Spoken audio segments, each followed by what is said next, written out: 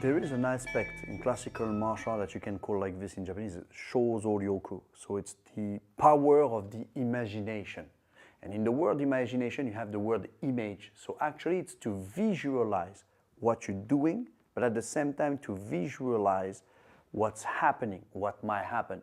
If we look in the history of classical martial art, but not only, you can find this in many other disciplines, but in the classical martial art, all the Ryuso, so the founder of different kind of Ryuha, whatever it is, Isasacho Isai for the Tenshin Shoden Katori Shintoryu, Matsumoto Bizen no Kami for the Kashima Shinkageryu, Tsukada Bokuden for the Kashima Shintoryu, or Nenami Jion for the Nenryu, Aisui Kosai, Kageryu, then of course Kamiizumi Senokami for Shinkageryu, and many other, Takeno Uchiryu, any kind. They all have a moment when it happened. It's during a certain moment of a very extreme, critical practice. And during that moment, they are not two, they are alone. They practice alone in the most extreme things. So they're gonna maybe fast, not eating, going in a certain area, in a mountain, in a temple or sanctuary, and practice in order to reach a certain limit, psychological limit and physical limit. And at that moment, most of the time, something happens. It can be like a dream, it can be like a kind of inspiration, and they find what they call the Higi, Gokui, so the highest level, the ultimate state of mind of practice. But what is very interesting about this, at first, they all have a common background, a common source of practicing alone. And when you practice alone, it's not just doing pull-up, push-up, it's a little bit like shadow. You see in boxing or in karate, when they do the kata, which is very similar in the idea. It's to see against who you're fighting. Someone's gonna say it's an imaginary opponent, but it's still here. He's gonna attack you, he's gonna do like this. So here you can see the work of the mind, and the work of the mind through the body. Of course, it's not the reality, it's you and your brain. But the way you will practice, the way you will put your body through a certain discipline should shape the mind to visualize correctly what you're doing. And the same, for example, in the way of praying, in the way of doing meditation, there is a visualization about yourself and the way you breathe in order to understand and to sense, instead of understand, to sense, to measure what is working inside. Who are you? What are the part of the body that works on you, in you, for you, by you, with you, inside the technique? So visualize what you do. It's very important, because if you don't visualize, you know, I like the word visualize because of course it comes from Latin, and in the word visualize, for example in French, visualiser, so visualize, you have also the idea of vision. So a vision, visualize, it's to have a vision, and vision, visualize, maybe with my accent you hear it a little bit, you have the word vie. In French it means life. Spanish la vida, for example. So this, it's also because of course same source in language. To visualize, it's to put in life, to put in motion. In other words, to give life to something. Of course, reality is the test. Reality is going to test if your vision was good or not. So we can also say that, for example, all the founder of those different Ryuha, Katori, Kashima, Shinkage, etc., if their vision was wrong, they will die. Or maybe they could escape from the fight and reconnect with that vision of them and erase what was not correct. Visualize is very important, to visualize, but do not forget a very important thing. It's the reality. When you visualize, do not forget that the reality will come to knock at your door and say, oh, really? You think it works? And that's very important. When you visualize, do not forget the reality. And if you visualize through the reality, then you can see a path through your practice, something that's going to transform you and shape you and look things in a different way. Well, life is, it's not an easy thing, and saying is easy. It's a little bit lying to everyone. There is, of course, up and down, twist and turn, different things. You have job, family.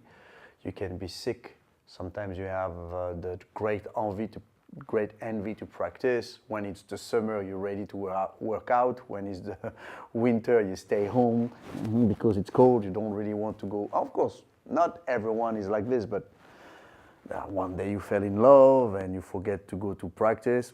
All these are part of the art because they are part of the life. How to keep the practice. This meaning of keiko, initiate or kangaeru, means to reflect about the past, how they did in the past, how master of the past lead their life, lead their practice, how they face adversities. In the history of master of the past, prophet, leader, great men and women, and women of vision, artists, you have many examples on how you can, for example, live your life, shape your vision, and of course, everything that goes with shaping what you want. And if you have a strong aiming and a strong goal, you're going to have to work all the different aspects of your life, your aptitude, and shape yourself in order to reach that goal, to grasp it. But many things will come around in order to put you out of the way, out of the path. How you do this? Our first thing, you need to understand that we human beings, we are the complete reflection of inconstancy. So we are inconstant in many things. And try to find constancy inside the life is complicated. So you have first of all to accept your own nature. You have to accept there's going to have moment with and not, and between this, to force yourself, because this is what discipline is. To force yourself to accept, to force yourself to forge yourself, to shape yourself in order to elevate. And I don't want to say control your ego because it's a very complicated phrase, but at least to understand you in order to see how deep you can go. And the more you go deep, the more you understand, the more you see that you want more, that you want to discipline more. You feel also that in the case of the classical martial arts, everything that are born between the 14th century, 15, 16, and even beginning of 17, it's born in an insecure time, what we call, for example, Sengoku Jidai, Momoyama Azuchi, or even earlier, Muromachi Jidai, etc. This is a moment of insecurity. And those Ryuha, they are born in an insecure time, in a troubled time, in an uncomfortable time. Why? Because in order to teach you how to endure, how to persevere, how to go through this. So in other words, if for example you feel that what you do is comfortable, it's easy, you go to the class 2 times per week, you do your workout, and when a problem happens in your life, in general, emotional things, a job, or the pandemic just recently, and you cannot face it, you can question the reason and the nature of your own practice. It should be the opposite. Because you practice something that should allow you to expect the unexpected, to expect the difficult times, the hard times, and then the value, like the nature of what you practice change. And you become an example for the other, and at the same time you become a very, how can I say, yes, you serve people with your knowledge and with what you do. So how you can do? But just keep on trying. That's the only way. That's the only way. And here the meaning of nintai, to endure, to persevere, to go through. It's not just about few things that happen in life. It's the first thing you have to endure is yourself. There is this aspect of like shiki o shinobu, like your own conscience. Try to also endure your own conscience. Try to endure and to persevere from your own desire, your own envy. You can find this in many religion and philosophy dogma as well. You know, when you're a student, you expect that you, for example, you have practice, you deserve the rank. All right. Sometimes you heard, please give me the rank when I'm worth it, when I am at the level. There is also the aspect that as a student, because I study, how can I say, I study this, I show I'm serious, so you should acknowledge the fact that I am a student. Because I go to your class, because I pay my fee, because I'm here every day, I should be recognized as a student. And this tells a lot about what I was talking about, the intention, the true nature of the intention behind the fact of study or practice. A true student doesn't expect anything. And that's complicated because it comes with time. If you study, the fact of being able to study or the fact to have the chance to assist a class, hear a word, an instruction, being able to see a practice, already this is a gift. Being able to study and use the body and copy, visualize, it's a gift. And on that, there is the result. Now, if you study in order to have a result, if you practice in order to result, which is not logical, you practice, for example, if you do sports, you're going to have to push your performance because you have a certain date where you're going to do, who knows, a competition, a match, etc., and then you win, you're the champion, or you lose or something like that. And most of you, I've heard phrase like, we are mainly never enough prepared to the defeat because we look so much the victory. It's the same in a job. When you do a work and you receive the money and the money doesn't really fit your expectations. Oh, why you pay me that? I did that kind of job. And this is also connecting with the ego. 90% of the case, we do something and we expect more than we think we should receive, what we should deserve. And this is the same things. I think being able to practice and find in the practice already the fact of practicing is a result on itself. And not the goal, I practice, I receive this. Here you go deep in classical martial art, here you deep in any kind of things. Being able to practice without looking for the result. Being able to practice without waiting, expecting that the master see you. You see, if you practice, you do, I hope he's looking at me, and you do the technique and from the corner of the eyes, you say, oh, he's looking at me, he's looking at me. It tells that you are more, you want just an improvement, you want to be recognized. And what about the practice itself? What about the art? What about the technique? This is what have shaped the art and what give the master the title of master, because he forget himself in the front of the art. He forgot himself in the front of his own practice. It doesn't exist. It's more like his ego support the art, his ego support the practice, and not the practice that support the ego or the art that support the ego. Same with the rank. I have a rank. I am 5th dan. I am 10 dan. I am Menkyo Kaiden. I am master. Say I and the master after. I mean, look. If you look, of course, it's linguistic. I master. So me first, then master. I Shihan. Me, etc., etc. What about the opposite? What about the opposite? To put the one who did everything for you, gave everything, even if you don't see it, because you don't have the eyes, because you don't have the heart, and you don't have the knowledge, you don't see it. So what you want, like a kid, hey, do you see me?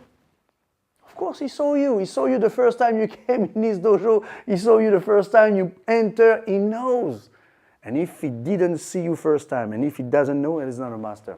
So at the same time, maybe he don't deserve you as a disciple if you're the right disciple. But don't get me wrong. We all think we are the good disciple and the best disciple and the right disciple. And when, for example, we don't receive or we are ignored, then we think, come on, after everything I did for you? I like that story. I like that story. For example, this is everything a master give you, all right? The teaching, etc., etc. He's helping you even when you don't understand. He's giving you things even when you don't see. And at the moment there is a problem, you know what you said? You said, what did you do for me? And all the knowledge and everything is went out. Sometimes you have to ask yourself if you are worthy for the knowledge. Because study is not enough. You study by interest. You study to become good, all right. Because you want to be recognized, all right. Because you want to be the next one, the wannabe, you want to live large, to be a martial artist, good. With time and life and practice, and by study more and more about the history and how they did in the past, you have many examples of people who tried the same things and it didn't work well for them.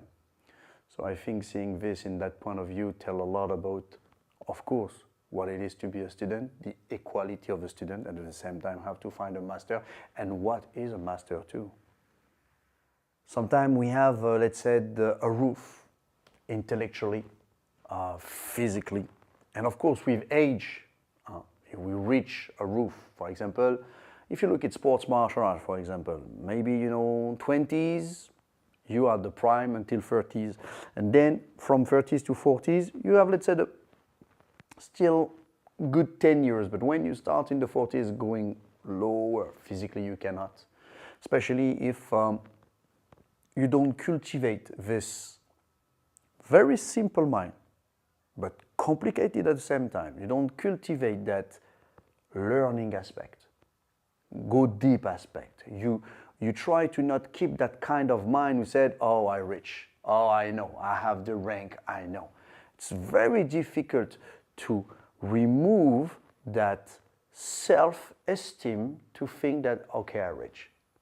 So once you reach this limit, what's the choice? You quit, you stop, or you just, stay comfortable. I know I don't need to go, I don't need to prove myself anymore, which is a little bit also a kind of a proof of ego. We always need to prove ourselves. Life is a test. Life will test your intention. The practice, actually, the practice on itself, the art you choose, will test your intention. Through that master, through life, through everything. Through love, through the betray, through everything. It will test you and see if, when you said, oh, I'm going to follow him, I'm going to follow the heart, this is the heart of my life, then you quit. Now ask yourself when you quit. Is it you who quit or the heart who quit you? Or the heart who give you the chance and obviously you didn't have enough endurance, psychological strength, maybe passion, maybe heart to go through this. How you do that? The first things, like any kind of student, like any kind of human being, it's to keep the critical questioning of yourself. Of course, it is easy to question and to critique the master. Of course, it is important to keep a critical mind. But the critical mind you have on the other should first be turned toward yourself, toward the way you move, how long, on which term. And this is very important. Very important. And at the moment you think you understood, at the moment you think, oh, this is the way it is, this is how it is, I think I get it, etc. This is the moment where the critic needs to be turned toward yourself. And to be very honest toward yourself. To be honest in front of your capacity. Said, oh, I'm not flexible. Oh, I cannot do this. Oh, I cannot learn this. Oh, it took too much time. You already put limit and you already put yourself in failure. Like I said a little bit before, classical martial art are born into critical time. If you look, for example, a great sportsmen like such the late Muhammad Ali, or even like Mike Tyson, or even Floyd Mayweather, or even on MMA, or Conor or Khabib, they are people who they didn't start, with a silver spoon in the mouth. Everything was ready for them. When they get back from home, they have the food, etc. They have to fight. They really need to fight in for real. They have to fight for no money, not recognized, didn't have anything. They have the parents. They have, of course, sometimes they have support. And for the people who didn't have support, for the people who didn't have the mother and the father or the brother who could support them, or sometimes they have a very complicated family existence and relationship. They are fighters. So sports was a way where they put their whole energy and they go deep and go deep and go deep. In that case, they push the limit, they push the boundary. Don't you think they said, oh, I cannot make it? Huh? And if you put also this into a certain political, racial environment, it's even worse. So you're going to have to push your limit and your boundaries, but at the same time, it's not because you reach the top that it's over. When you reach what you think is the top, this is where you need to work more, to study more. At the moment you reach that moment of roof, and you know the roof, recognize your limit, recognize your intellectual limits and boundaries. But at the same time, the fact of recognize them push you to know them. And when you know your enemy, then you can fight him, isn't it? Or you can learn how to avoid him or to overcome it. Here it is. That's a very important thing. There is no one master. Artists or even actors. If you look some of the actors, great actors, anything didn't happen like that. They work like crazy. And still, even if they're in good, the best actor, like the best master, like the best student, is the one who doesn't forget where he come from. And here it is. Once you reach the roof of your limit, don't forget where you come from. Never forget where you come from and how it was and why you did it. This will push you to go deeper and normally should teach you what is the most important in life with faith and love, humbleness.